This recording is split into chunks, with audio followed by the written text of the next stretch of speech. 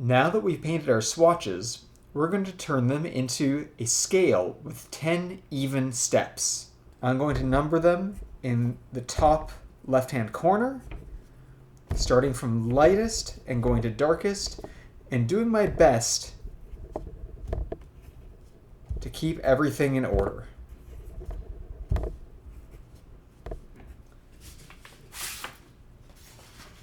And I'm ending with black. I am now going to cut my swatches out into strips. I want to preserve all of the numbers that I just wrote.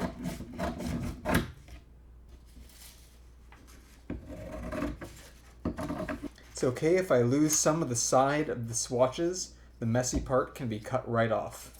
I'm now going to cut off the top and the bottom of the swatch, still preserving the numbers.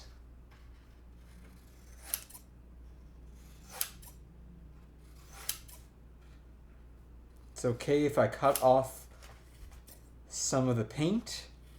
We don't need the messy edge anyways.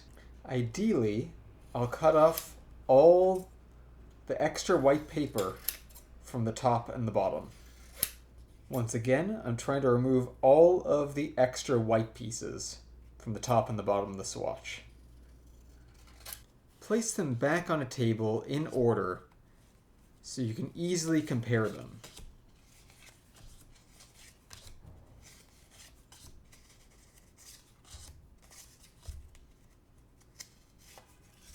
Now we're going to pick 10 swatches to put into a scale. We're going to start from the outside of the scale with the lightest and darkest ones first, then work our way into the middle. We're going to try to just do our best to find nice, even steps. They might not be perfect on the first selection, but we're just going to do the best we can and then make corrections.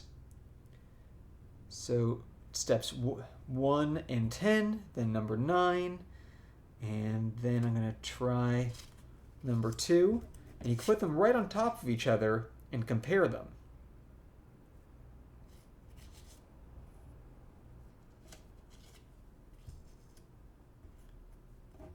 If you aren't sure that there's enough of a difference, you can't really tell the value, try squinting at the swatch. If they blur together, they might be a little too close. Looking through your eyelashes and squinting can help you see the differences in value more clearly.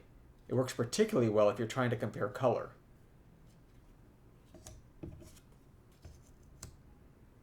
If a swatch is really streaky, such as this one, you probably don't want to use it. The streaks can affect the way we see value. Pick a better swatch or find an area in it that has very few streaks.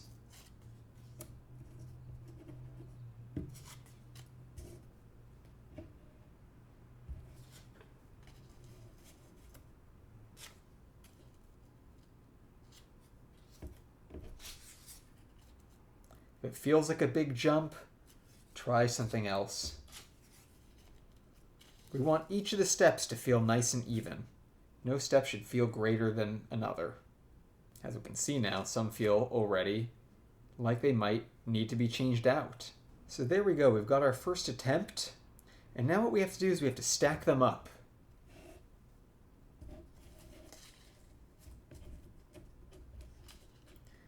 Really, we can't compare them unless they're just on top of each other.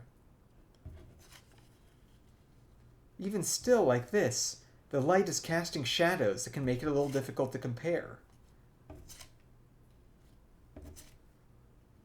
So, I've got a couple of scrapped pieces of paper handy, such as these.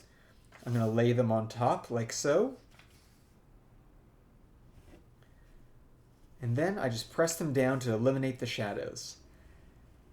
And if I look at this, and I squint, I can see if it should start blurring everything together. And if there's any jumps in value, any bigger spacings in value, it should pop out. To me, it feels like there might be a bit of a big jump in value in the beginning, and perhaps the first two swatches might be a little too close together. They might blur together too much. So I'm going to go back and keep making adjustments with the swatches I have, doing the best I can. You can trade some with a friend. If you have to repaint some, go for it. Although hopefully you can make this work with what you have, so you have nice, even steps and no apparent jumps.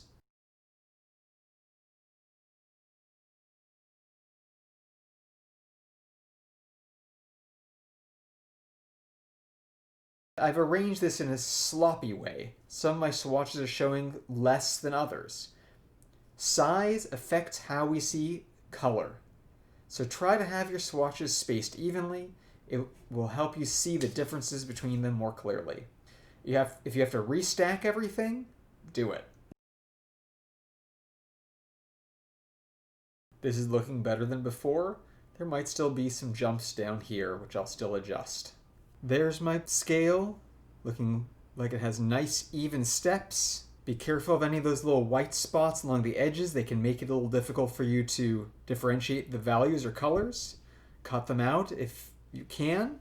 Now that I've selected this, I'm going to put them aside, put away all my extra swatches into an envelope, and carefully label it in case I need them later. Now we can cut out our swatches using a hole punch. I've got this square punch, which is really easy to use, makes this job very quick. I prefer to use it upside down. I just slide the swatch in there so I can see exactly where I'm punching. I'm going to try to get a really nice clean part of it that doesn't have any streaks, and hopefully leave enough space so I can get a second swatch if I need it for something else later.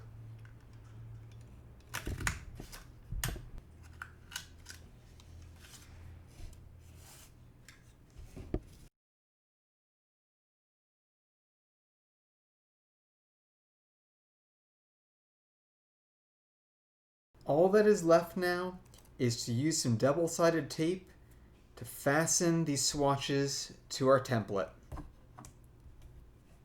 Remember, try not to handle the swatches too much with your fingertips, as it can lead to them getting marks all over it.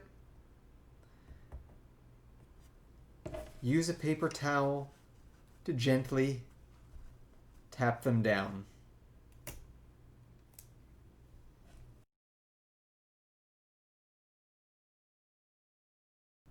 Neatness counts. If your swatches are unaligned, it can look sloppy, and if you've been touching them a lot and start touching the paper, it's going to detract from your presentation. If you need to move a swatch around, use an X-Acto knife to pick it back up and lift it off gently.